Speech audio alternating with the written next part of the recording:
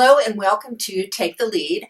I'm your host, Jan Marino, and today we're going to talk about health and fitness, which are really close to my heart because as I've told you before, I believe that the baby boomer and that our whole generation, we're living longer, we're not retiring when we said we were going to.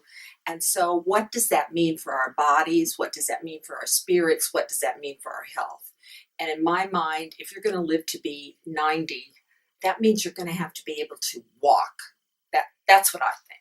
So what I decided was I would invite a local fitness expert, a health expert in Chicago, and her name is Andrea Metcalf, and she's agreed to join us today. And I'm really excited because she is a local celebrity, has been on Fox News, and has a lot of information she's going to share today with us. So welcome.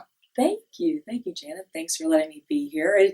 This is a big time in our lives. You know, once we start getting over the 40 mark and into the 50 mark, we start to notice the changes that are taking place. And with a grandmother that's turning 100 this year, there could be some good genetic plans for myself that I want to stay moving and healthy. Exactly. So how did you, tell me a little bit about your background.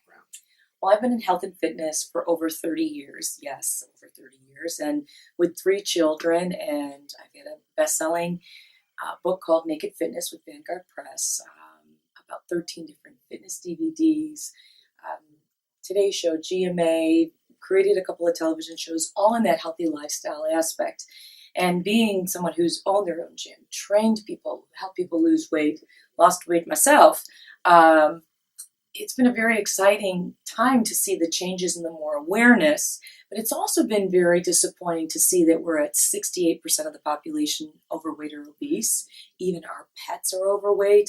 And with that in mind, we have to start taking more control of healthy lifestyle and dump the diet and think about moving and being active and making really conscious decisions about what we put into our body. That's really interesting because I know I find myself just sitting for hours and hours, and I know it's not good. I know it's not good.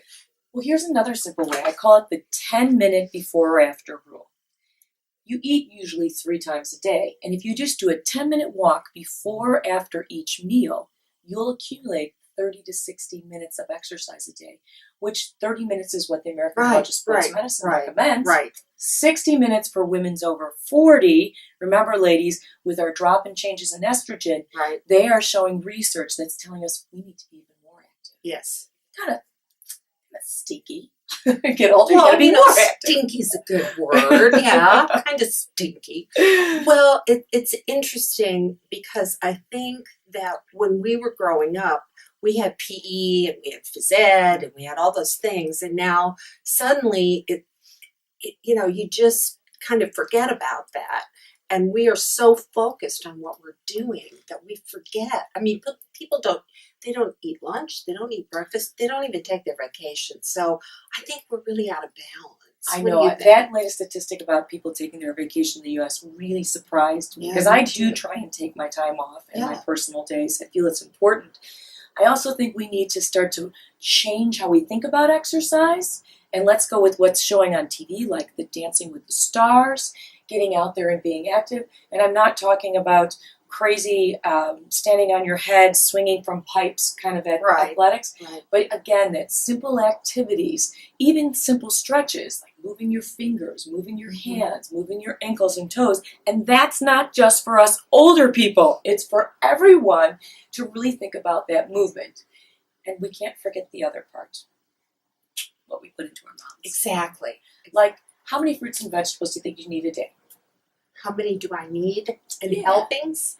And servings of fruits and vegetables. We're putting Jan on the spot. Take the lead, girl. 20. Well, that would be great, but I don't think... 10?